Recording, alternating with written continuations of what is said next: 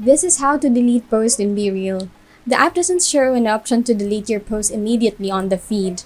But if you tap on your most recent post, you will see options to share your BeReal, but no options to delete it.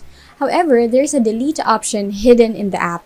To delete your most recent BeReal post, click the three dots button by add a caption in the main feed. But if you already added a caption, this three dots icon menu may appear below next to the post timestamp.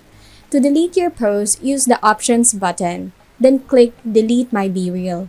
If you click Delete My BeReal, you'll be taken to a survey to ask why you're deleting your photo. Choose the reason that best fits, tap Delete one last time on the final confirm modal, and your most recent post will be deleted. So to delete a BeReal memory, click your profile icon in the upper right corner from the main feed. In the calendar view, you can view the BeReal pictures you've taken in the past. In Memories, you'll be able to select an individual memory and open the three-dot menu in the upper right-hand corner. Then, you see an option to delete from Memories. And that's how you delete a post and memories in BeReal.